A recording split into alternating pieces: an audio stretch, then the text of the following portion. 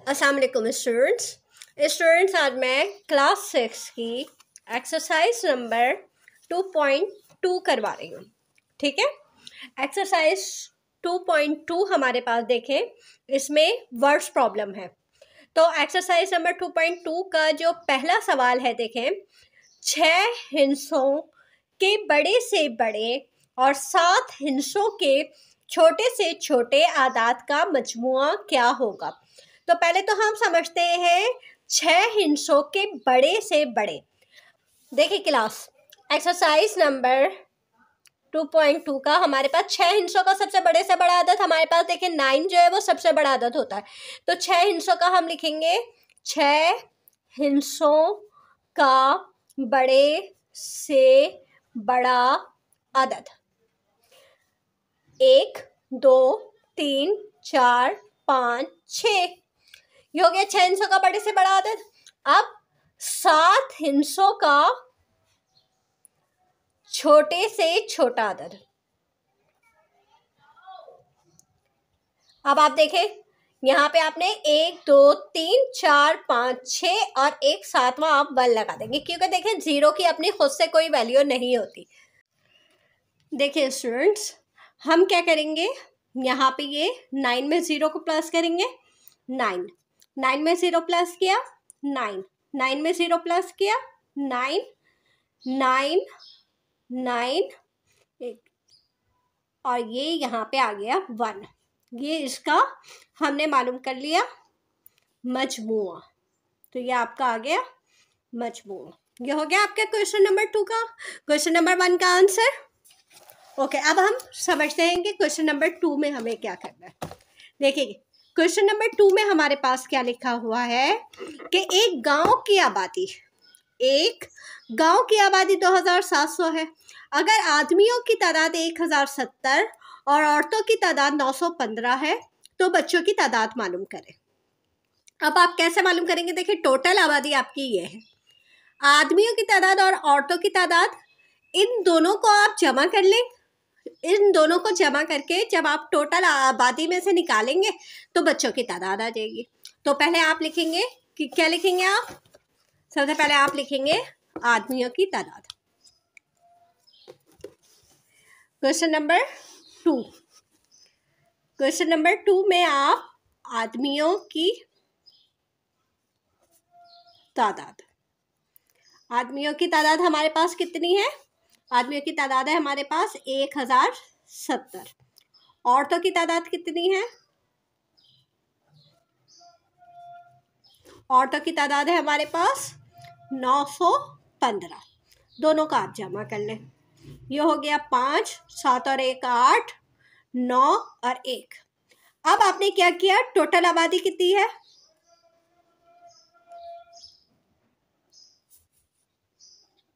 Total आबादी हमारे पास 2700 है। ठीक है, अब हम क्या करेंगे, इसमें से हम इस वाले अमाउंट को निकाल देंगे, इस वाली रकम को निकाल देंगे, माइनस कर देंगे, तो हमारे पास बच्चों की तादाद आ जाएगी। तो 5 10 में से 5 गए, यहाँ से आपने 7 में से कैरी दिया 10, 10 में से कैरी यहाँ दिया 10, यहाँ बचा 9।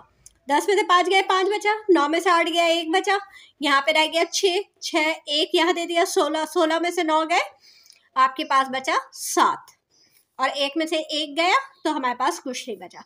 तो हमारे पास बच्चों की तादाद कितनी आ गई, बच्चों की तादाद हमारे पास आ गई 715। आ गया समझ में। ओके, अब हम करते हैं नेक्स्ट क्वेश्चन।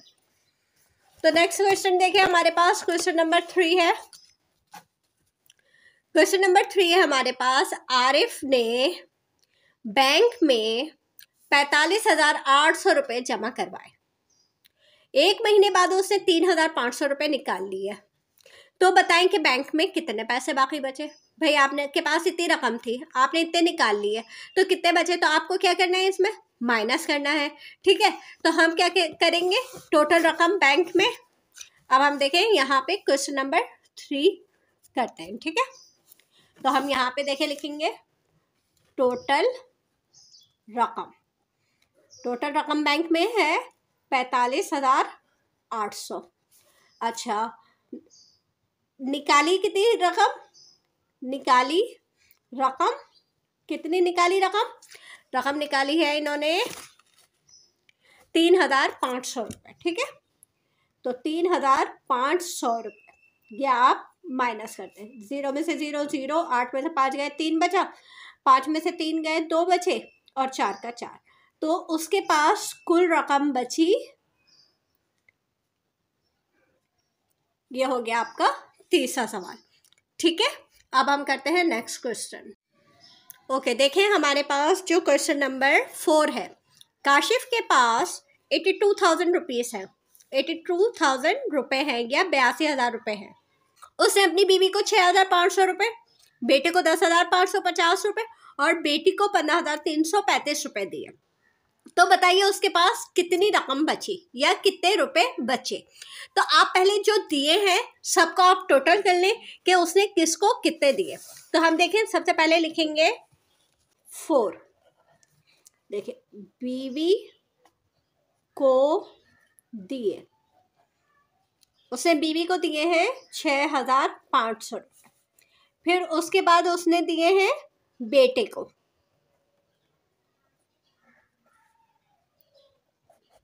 बेटे को दिए हैं उसने 10,550 रुपये।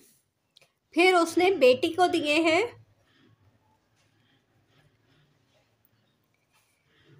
15,335 रुपये। अब इन सबको हम कर लेते हैं जमा। ठीक है, इन सबको हम जमा करेंगे तो हमारे पास आएगा, हमारे पास यहाँ पे आ गया 5, 0, 5, 3, 8। ठीक है, और फिर 5 और 5 10, 3 13,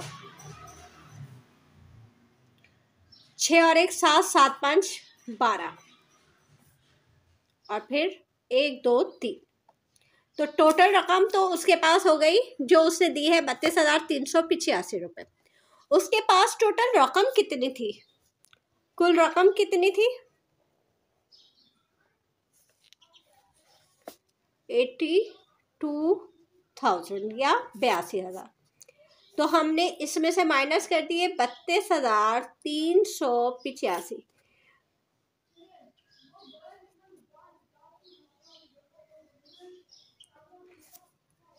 अब आप इसे माइनस कर दें, 0 में से 5 नहीं जा सकता, यहाँ से कैरी लेना शुरू किया आपने, यहाँ बचा 9, यहाँ बचा 9, यहाँ हो गया 10, 10 में से 5 गए 5 बचा, 9 में से 8 गए 1 बचा, 9 में से 3 गए 6 बचा, यहाँ बचा 1, 1 में से 2 नहीं जा सकते, यहाँ से भी कैरी ले लिया 11, 11 में से 2 गए 9 बचा, यहाँ रह गया 7, 7 में से 3 गए 4 बचा।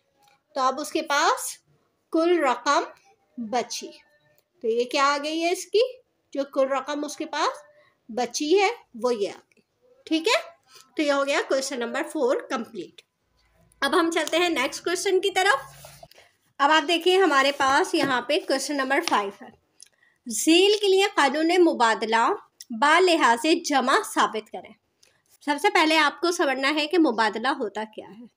देखिए, मुबादला जो है ना, मुबादला आसान तरीका समझने का यह है कि मुबादला आप समझ लें कि ये 2 रकमें होती हैं, ये किसी भी 2 के बारे में बात करता है। अब 2 क्या, यानी A प्लस B, क्योंकि जमा है ना, तो A प्लस B को जमा करें, B प्लस A को जमा करें, दोनों का आंसर एक आएगा ना। कैसे आएगा, देखें, आप करें 2 में प्लस करें 3 और 3 में प्लस करें 2, क्या आएगा, दोनों का 5 आएगा ना। तो मुबादला हमेशा 2 रकमों के दरमियान होता है, उन दोनों में हम जमा के अगर उसूल को देखेंगे, उन दोनों में अगर हम जमा के उसूल को देखेंगे तो हमारे पास यही है कि अगर हम इन रकमों को आगे करें या पीछे करें, हमारे पास वही जवाब आएगा। ठीक है, तो अब हम देखते हैं। अब आप देखिए यहाँ पे हमारे पास जो पहला सवाल है, इसमें ये देखें, इसमें हमारे पास रकम दी जा रही है पहली 7628। पहला सवाल है आपका 7628, 7,628 और 39,780।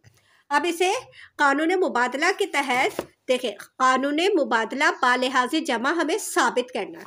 अब आप इसे कैसे साबित करेंगे? देखें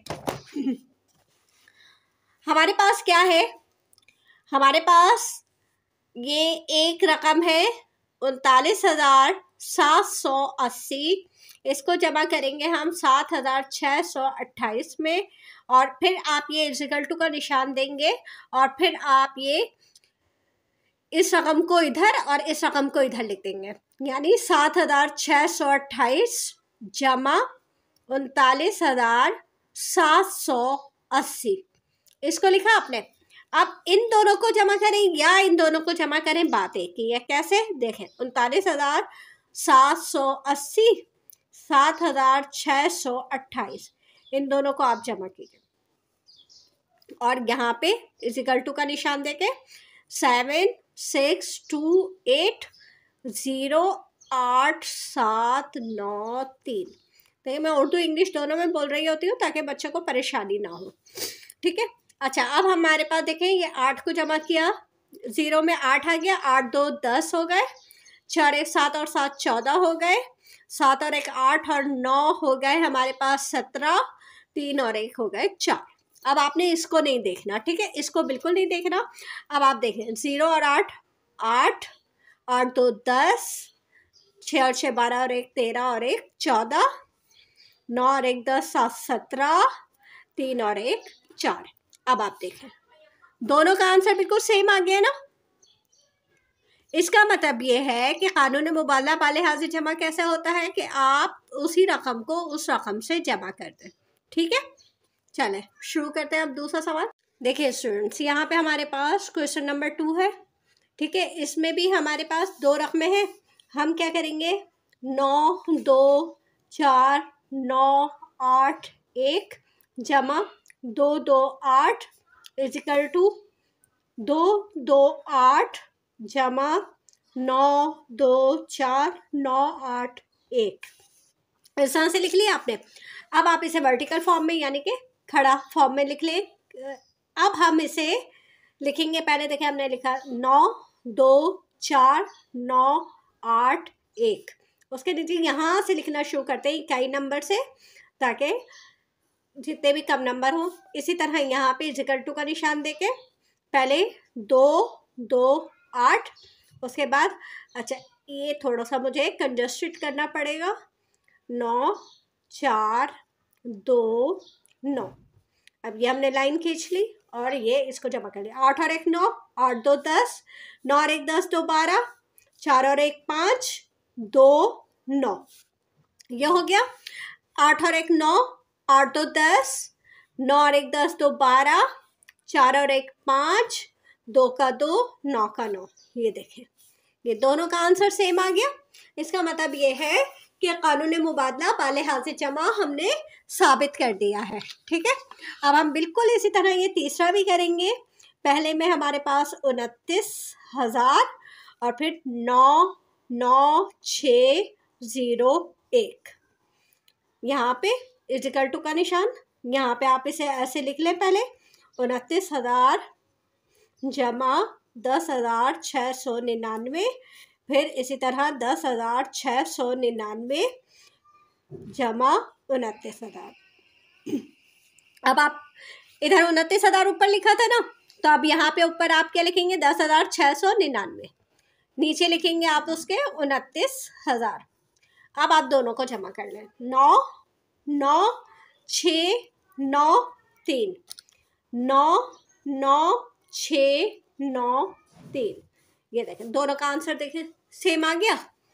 अब बिल्कुल इसी तरह हम इसका नेक्स्ट क्वेश्चन नंबर 4 करेंगे। देखें क्वेश्चन नंबर 4 भी हमारे पास इसी तरह से होगा। हमने क्या किया, देखें इसमें हमारे पास है सबसे पहले 9019,854 जमा 50102, ठीक है, इक्वल टू का निशान देंगे आप और फिर यहाँ पे आप 50102 और फिर जमा 9019,854, ये लिख लिया। अब आप यहाँ पे देखें 901985420105, ये इसको जमा करेंगे। बिल्कुल इसी तरह इजिकल टू लिख के ऊपर आप लिखेंगे 50102 और नीचे लिखेंगे 4589109। ये आपने इसको प्लस कर लिया। अब दोनों को प्लस कर ले, 4 2 6 5, 8 और 1 9, 9 5 और 1 6 0 9, 4 2 6 5, 8 और 1 9, 9 6 0 9। देखें बिल्कुल सेम आ गया दोनों का आंसर। तो ये हमने कानून मुबादला बालिहाज़ जमा हमने साबित कर दिया। मुबादला में बस आपको 2 रकमें याद रखनी है कि मुबादला में हमारे पास 2 रकमें होती हैं। ठीक है, अब हम इसका नेक्स्ट क्वेश्चन करते हैं। अब आप देखें इसका नेक्स्ट क्वेश्चन जो है हमारे पास क्वेश्चन नंबर 6, जेल के लिए कानून तलाज़ुम बालिहाज़ जमा साबित करें। उधर देखें कानून मुबादला था, अब यहाँ कानून तलाज़ुम है। अब ये तलाज़ुम क्या चीज़ है, देखें आप इस तरह से समझे। मुबादला किस पे बात होती है, 2 टर्म्स पे बात होती है। तलाज़ुम हमेशा 3 पे बात होती है। अब जैसे मैंने आपको समझाया था ना, A + B + C, अब ये 3 रकमें हो गई। वहीं इसमें हम जगह चेंज नहीं करते। तलाज़ुम में हम जगह चेंज नहीं करते, हम क्या करते हैं ब्रैकेट बना देते हैं। पहली और दूसरी रकम पे यहाँ पे ब्रैकेट बन जाएगा और यहाँ पे दूसरी और तीसरी रकम पर ब्रैकेट बन जाएगा। फर्ज करें जैसे यहाँ पे 2 है, 3 है और 4 है। इसी तरह यहाँ पे 2 है, 3 है और 4 है। तो 2 और 3 को यहाँ पे ब्रैकेट में करेंगे और यहाँ पे 3 और 4 को ब्रैकेट में करेंगे। फिर हल करना कैसे है वो मैं आपको सिखाती हूँ। तो चलिए शुरू करते हैं। ठीक है, क्वेश्चन नंबर 1 लिखते हैं। देखें यहाँ पे हम कानून तलाज़ुम कर रहे हैं। कानून तलाज़ुम मैंने आपको बताया 3 रकमों पे बात होती है, 1 2 3। तीनों रकमों को आप ये जमा 2 3 8 9 जमा, सही है, इजिकल टू करके आप यही रकमें दोबारा लिखते हैं।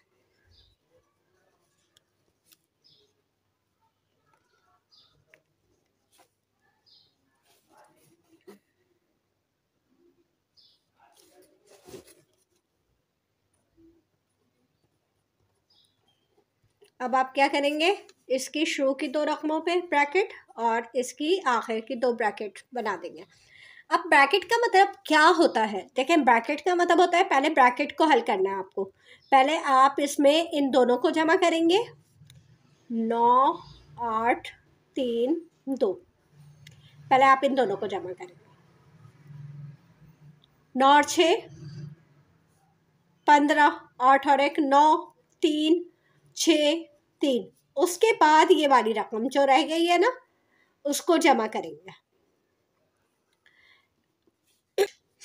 9 और 8 17, 3 और 3 6 और 1 7, 6 4 10 और 4 3 7 और 1 8। ये हो गया इसका आंसर। इसी तरह हम दूसरे वाले का, अब ब्रैकेट में आपके पास देखें ये रकम है, तो आप पहले 2 3 8 9 0 8 3 4 4 इन दोनों को जमा कर लें, 9 8 और 8 16, 3 और 3 6 और 1 7, 4 2 6 और ये 4। अब रह गया आपके पास 6 0 0 4 3। इसको अब आप जमा कर लें, 9 और 6 15, 6 और 1 7 7, 6 4 10, 4 3 7 और 1 8। ये देखें दोनों का आंसर एक जैसा आ गया। तो यह है कानून तलाज़ुम जिसको आपने बालिहाज़ जमा साबित कर दिया है। ठीक है, अब मैं आपको क्वेश्चन नंबर 2 बताती हूँ। देखिए क्वेश्चन नंबर 2 में भी हमारे पास 5 8 3 0 3 1 जमा 127 जमा 3 4 0 5 इजिकल टू, इसी तरह लिखेंगे 5 8 3 0 3 1 जमा 1 2 7 जमा हमारे पास आएगा 3 4 0 5। ये शुरू की दो रकमें ब्रैकेट में और यहाँ पे आखिर की दो रकमें ब्रैकेट में। अब हम करेंगे कैसे? पहले हमने लिखा 5 8 3 0 3 1 7 2 1। पहले हमने इन दोनों को जमा कर लिया। 8 5 1 3 8 5। अब हम इन दोनों को करेंगे, जो हमारे पास रह गई रकम उसको कर लेंगे। 8 5 13, 5 और 1 6, 4 और 1 5, 3 और 3 6, 8 और ये 5। सही है। अब हम दूसरा देखें, इसमें आपके पास ब्रैकेट में ये रकम है ना, तो आप पहले इसको करेंगे। 127 5 0 4 3। आप पहले इन दोनों को जमा। 7 5 12, 2 और 1 3, 4 और 1 5 और ये 3। उसके नीचे आप ये लिखेंगे 1 3 0 3 8 5। अब आप ये जमा कर लेंगे। 2 और 1 3, 3 और 3 6, 5, 3 और 3 6 8 और ये 5। ये कानूनी तलाज़ुम हो गया। देखें दोनों का आंसर एक जैसा आ गया। अच्छा, अब स्टूडेंट्स 2 सवाल मैंने इसके छोड़ दिए हैं, वो 2 सवाल आप लोग खुद करेंगे, ठीक है। अब देखिए, इसका क्वेश्चन नंबर 7 है। झील में दिए गए बयानात को दुरुस्त बनाने के लिए खाली जगह पुर करें। हमारे पास ये जो खाली जगह है इसको समझिए आप कि देखिए यहाँ पे 5 0 2 0 जमा 8 4 9 इजिकल टू, अब यहाँ पे जमा का निशान है और 5 0 2 0 बाद में लिखा हुआ है। तो ये कौन सा कानून? अगर आपको ये 2 रकमें है ना, 2 रकमें देखते ही आपको समझ में आ जाएगा ये तो मुबादला है। तो मुबादला में हम क्या करते हैं, रकमों को आगे पीछे कर देते हैं, यानी इसको यहाँ रख देते हैं और इसको यहाँ रख देते हैं। तो यहाँ पे ये आ जाएगा 8 4 9। इसी तरह अगर हम 0 में किसी नंबर को जमा करते हैं तो हमारे पास वही नंबर आ जाता है जो नंबर होता है। अच्छा, मगर यहाँ पे इन्होंने देखिए, यहाँ तो इस इक्वल टू के बाद एक ही डैश था ना, यहाँ नहीं है ऐसा। यहाँ पे 749 को 0 में जमा करेंगे तो वो उन्होंने उसके आगे 0 जमा लिखा हुआ है। तो 0 जमा यानी ये मुबादला ही है, क्योंकि 2 नंबर हैं, इन्होंने रकम आगे पीछे कर दिए तो यहाँ पे 749 आ जाएगा।